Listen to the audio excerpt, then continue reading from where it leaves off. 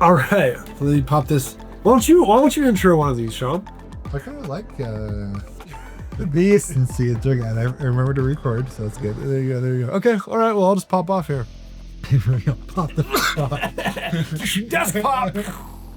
Anyways, name the movie. name that movie right now in the thing. Whatever this is, name it. What's up, everybody? Welcome back to the Rat's Nest. I'm Jesse. And I'm Sean. We are here to talk to you about stuff, things and stuff about filmmaking. And we are just kind of throwing topics up in the air today.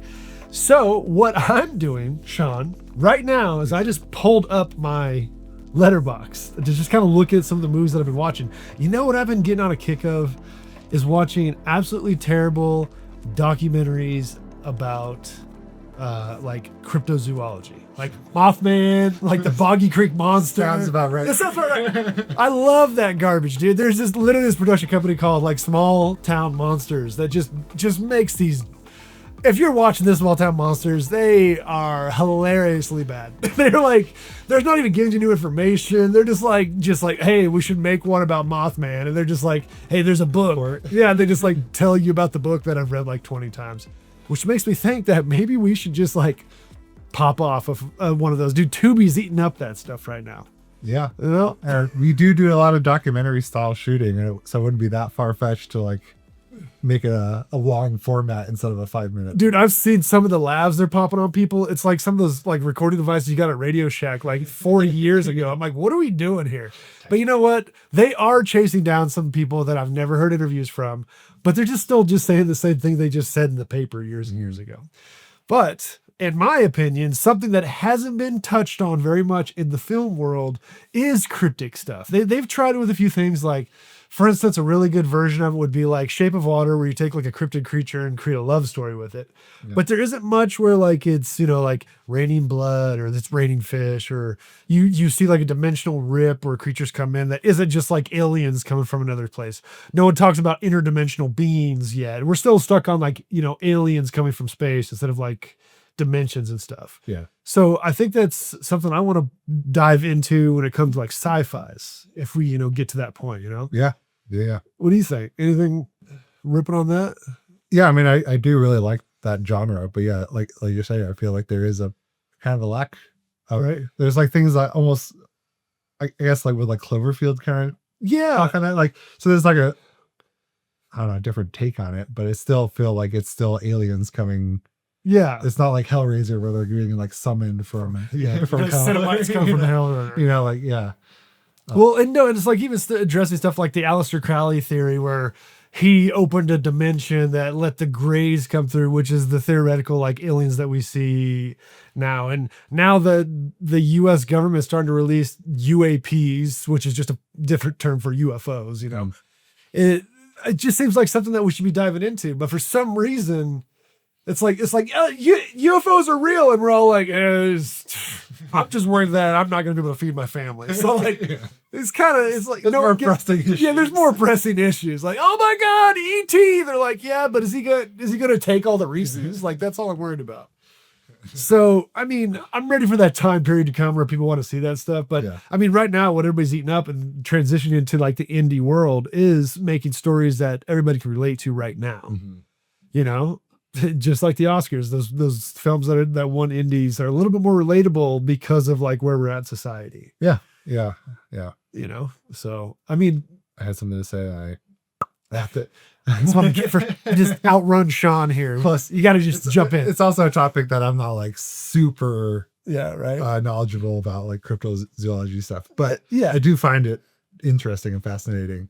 Well, like just like is something as simple as like how you and I have had conversations about how to make better like spaceships or better like sci-fi themes. Yeah. Like we like to do like deep space traveling to other planets, or like future sci-fi stuff. Like for instance, that short that you're working on that we're trying to get off the ground a little bit. It's more of like a distant future stuff. Mm-hmm. And I feel like that maybe we should just knock on that door a little bit. I'm not saying that we make another friggin' Mothman movie, but there's some goofy stuff that we could pull out of. We could just take some of those concepts and just run with them, you know? Yeah, I think that'd be super fun. Yeah. And then explore like, because obviously we've never done monster movies, and do something like a monster movie would be a lot of fun, especially if we could pull it off practically. But it'd be a fun reason to get people that like specialize in that on Blender or whatever 3D software, because people love making monsters, and if we can incorporate like some of their designs, that'd be a really cool way to collab with some of these people on like YouTube and stuff. So if you're out there, I mean, we're always, and something too is we really want to do practical stuff. Yeah. So if we can make some practical monster outfits or like cool stuff like that we can lean into. Yeah, that's what inspires me probably the most. Like CG stuff is very cool, but there is something so magical and fun about doing it in camera, right? Or as much as you possibly can, right? And in that realm, and I know it's Oscar season and stuff like that, but like it's like if you watch every kind of film from your considered like blockbuster films up to your like award-winning films, all the way down to like 80s schlock sci-fi, early 90s just terrible sci-fi movies. Yeah, you start noticing things like that terrible sci-fi movie from the 90s. They didn't shoot it like Interstellar. You know, they shot it knowing like where they're like, well, we need to just kind of stay in this like campy vein. Yeah. You know, they're not trying to be any more than they're trying to be. Yeah. And I think that's something important to know about filmmaking is like, yeah, you might literally, you know, be down on some of these films that like, it's no Brutalist, you know, or whatever. Yeah. But like those films are good because it's, if you thought about it as a genre, Oscar films are their own genre. And then you've got like, you know, the Toxic Avenger or anything like that.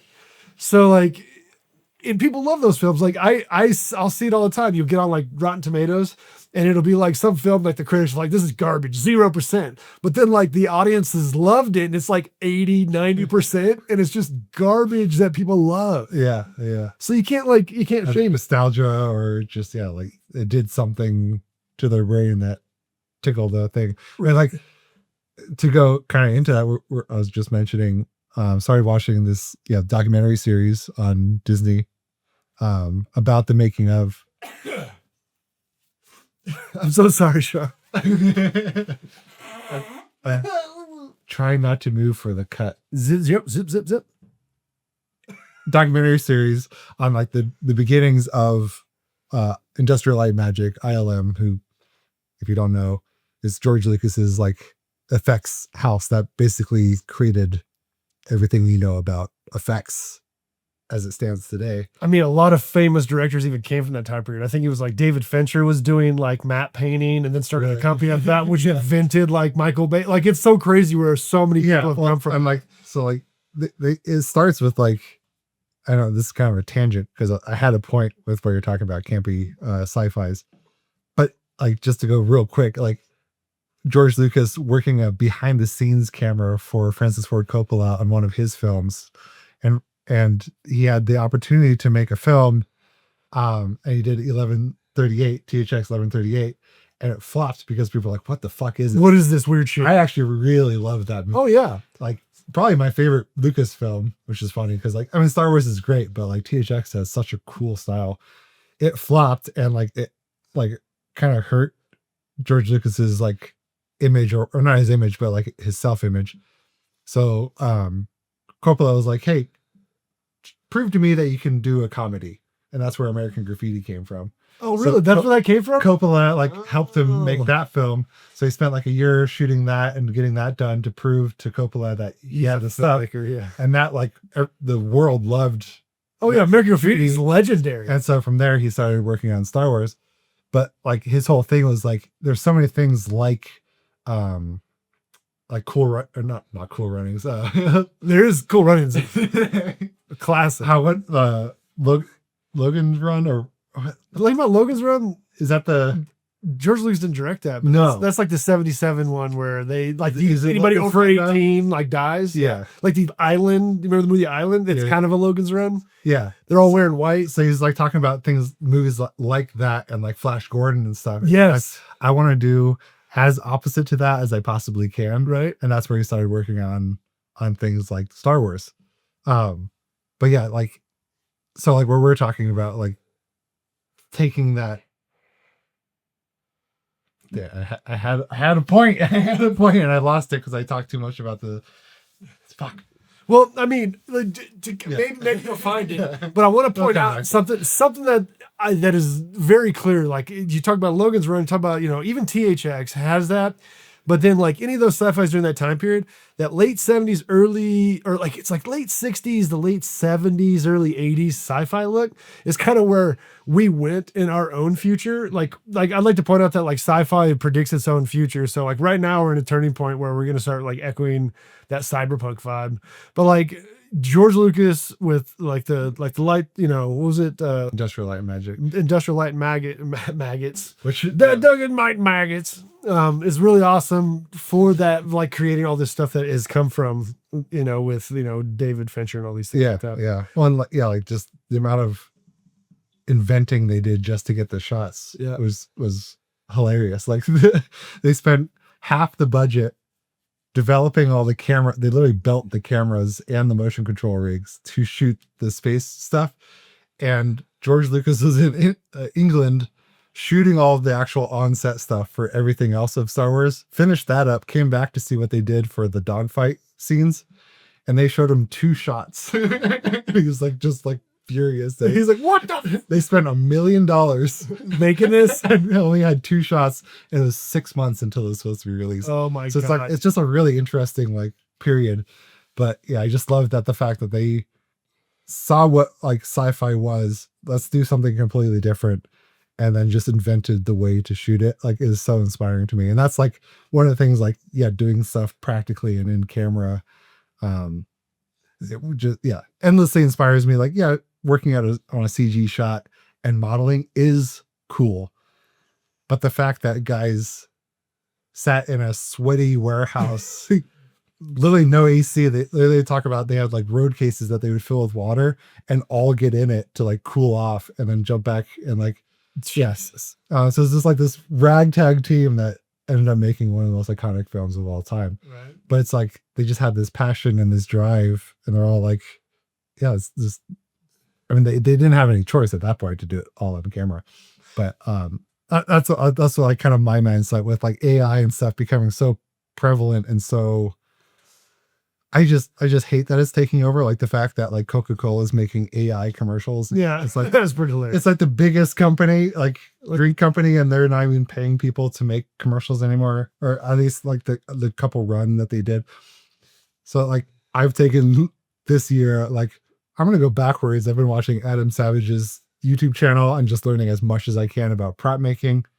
And like, I'm so excited to pursue stuff to do in camera and just see what we can do with all of today's technology that we have, like the Red and, Blender and stuff like that. And I think that's just another point of where we're going with this renaissance. Like we always get to too perfect and then we want to get dirty again. So like, that's where we're going with indie film right now. So like pointing out where Lucas was changing the game in the late 70s. Yeah.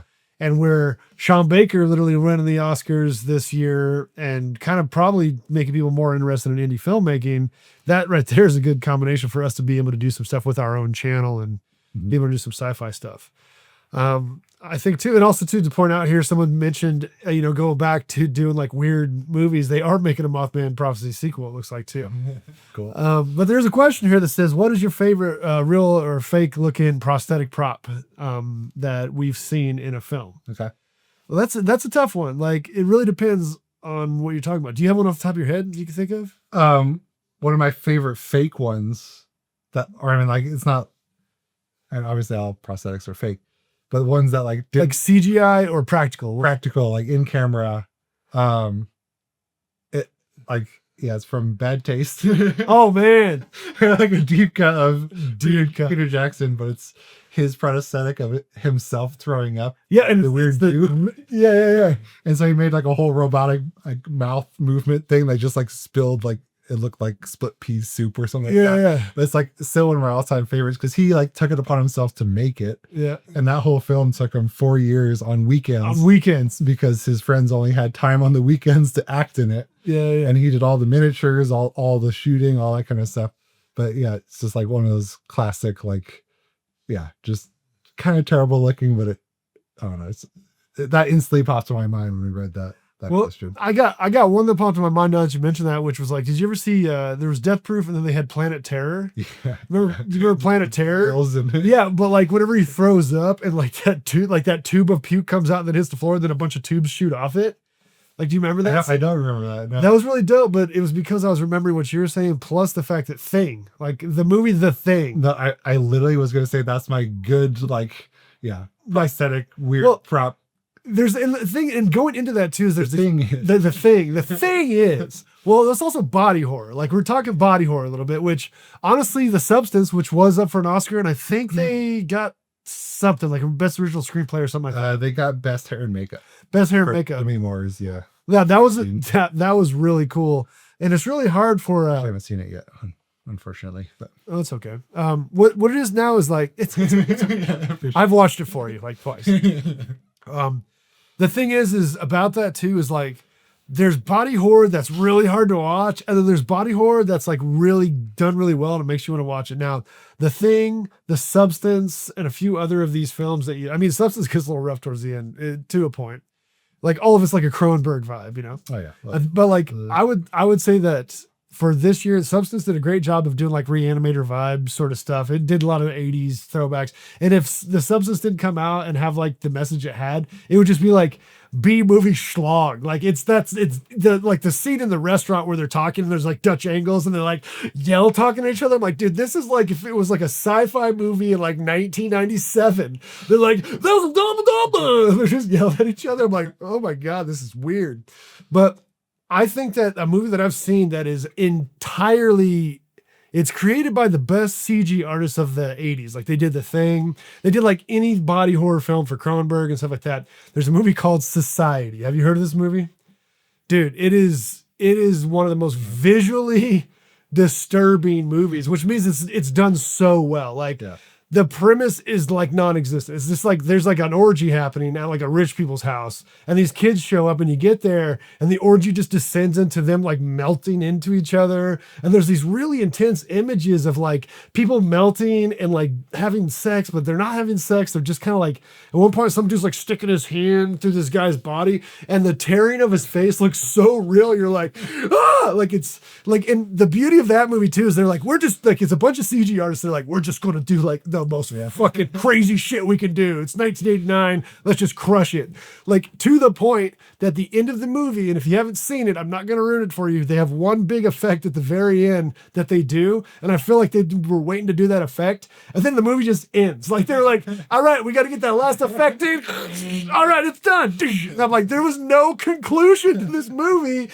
It was just gory and beautiful and terrifying all at once. And I still have like weird like dreams about this movie, like because I think I saw it when I was a real young kid. Because when I saw it again, I was like, "Oh my God, I've been having those dreams." It's that terrifying, and that's probably the best like realistic version that I am scared of. Like that's like, do you have anything like that? Is there any like body horror or anything like that practically where you watch and you remember and you're like, "Oh my God, that was like gut wrenching."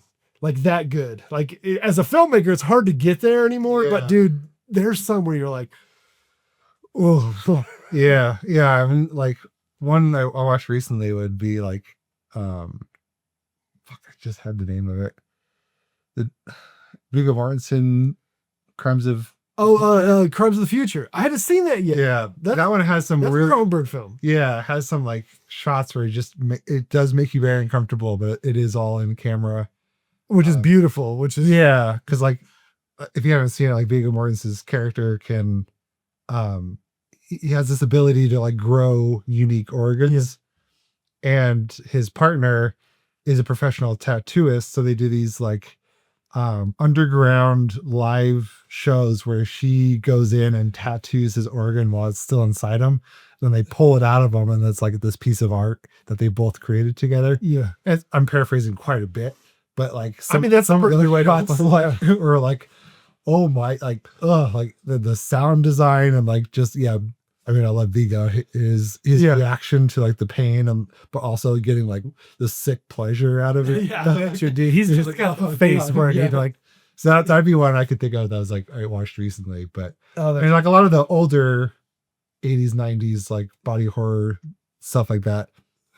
watching it now, I don't really. I'm like, oh, that's pretty cool. Like, it's Yeah. like fantastic effects. But like, if I watched those, if I were like kid, You'd be I like, could see that being like terrifying. But like, I was never subject to that. Being a nice Christian boy Yeah. growing up. no one's throwing Yeah, on. I had like the fucking Yeah. video drone. I or like everything. Fox and the Hound was like my go-to. Oh yeah, which is still a sad movie, bro. Very That's sad. very sad. I watched that recently. I was like, oh my It's god. probably why I love the moody, sad aesthetic. Yeah, right.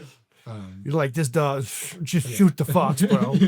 Sorry if we ruined that, but I mean, but with those body horror movies, there's some really intense ones. I was having a conversation with somebody recently to distinguish them between body horror, like torture films.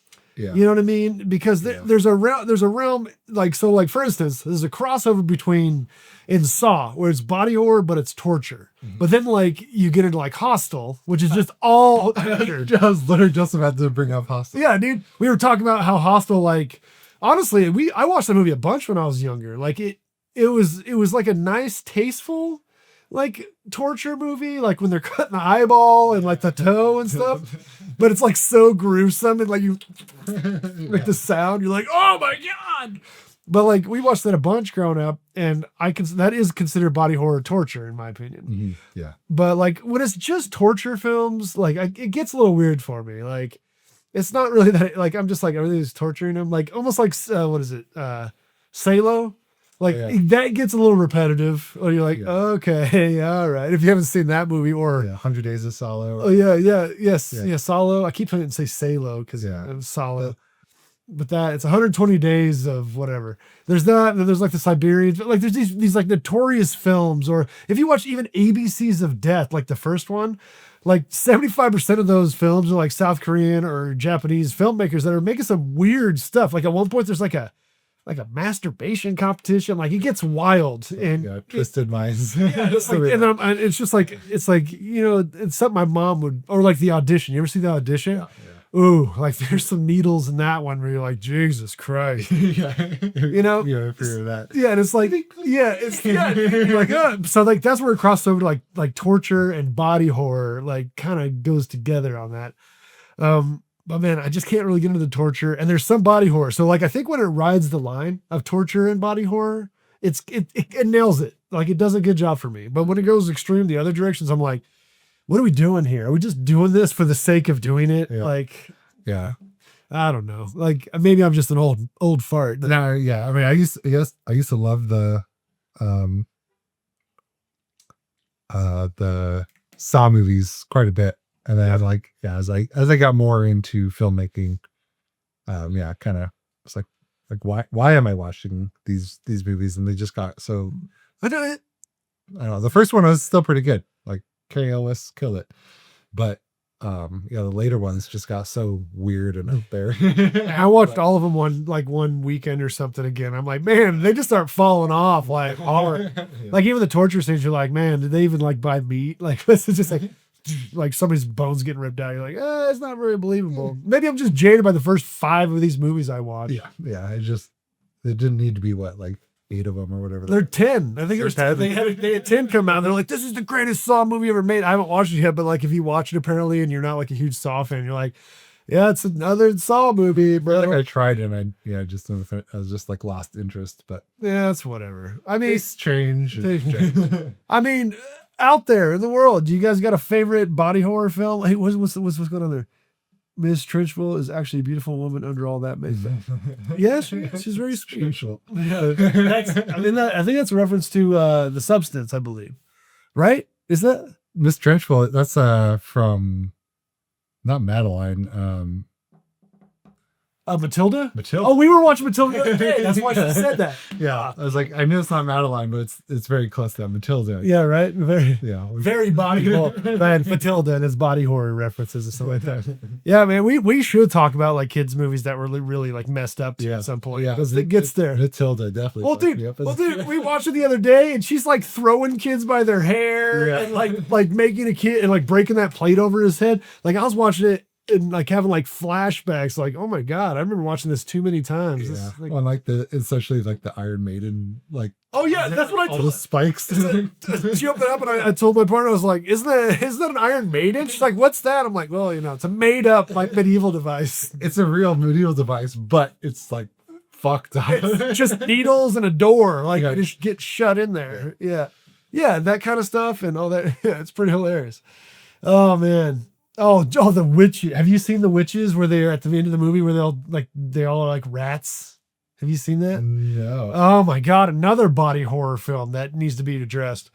But I mean, Yeah, I saw was it The Witch? oh, there's the witch, but there's the witches. It was like from 1989, and it had like Cher as like the lead witch. Okay. But then they did a remake of it recently with Anne Hathaway, and they CGI it. But like, there's a big closing scene. I don't necessarily want to ruin it if anybody hasn't seen it, but it gets like in the original one, like it's a kids movie, and in the ending scene, you're like terrified. You're like, Yeah. oh, if you're like, it like messes you up. You're like, oh my God, I should not be watching this. Like at that time period when parents would just set you down in front of a movie they said it was a kids movie and watch it, and then you'd leave the movie being like, ha, ha, ha. And they're like, was it good? You're like, I think so. I think so. It was terrifying. I'm gonna have nightmares. Like, everybody has nightmares. Go work the mill. Like, I don't know, what am I from the 1920s? Like, what? Anyways, here we go. Let's just wrap this bad boy up here. Yeah, we're nerd about movies. If you got any body horror favorites you want us to talk about, is there anything you want us to see out there? Let's do it. I guess thanks for tuning in and cut it right there.